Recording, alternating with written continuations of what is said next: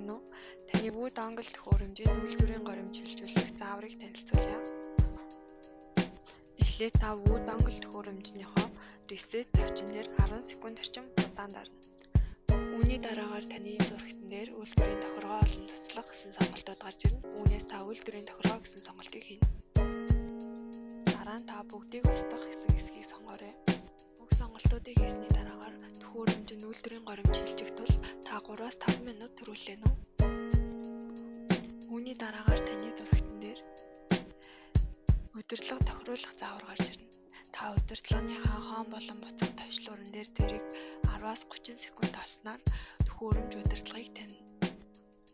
Удирдлага тохируулсны дараагаар цаашид Wood төхөөрөмжөө ямар хэлээр ашиглахаа сонгоно. Та Wood төхөөрөмж бол ангийн утсаар интернеттэйгээ холбоогүй бол таны зурагтан дээр Wi-Fi сүлжээгээ сонгоно уу гэсэн сонголт гарч ирнэ. Уг сүлжээнүүдээс та өөрийн гэрийн нэртэй сүлжээгээ сонгоно. Төхөөрөмжөө интернетэд холбосны дараагаар Google-ийн тохиргоог хийж эхэлнэ.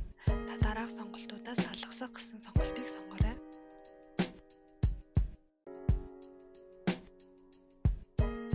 Үүний дараагаар зурагтан дээр нь Google-ийн үйлчилгээний нөхцөл харагдана. Үүнийг зөвшөөрснөөр үргэлжлүүлнэ. U-Box нэр сонгоно гэсэн сонголтноос та өөр тохирох нэрийг сонгоорой.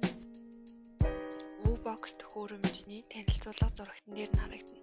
Та танилцуулгагаа уншиж танилцаад удирдлагынхаа ог товчлуурны баруун талын товчлуур дээр 4 удаа дарснаар танилцуулга дуснаа.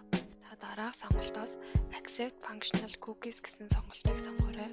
Та дээрх удирдлагын сонголтоос Skip гэсэн сонголтыг хийгээрэй.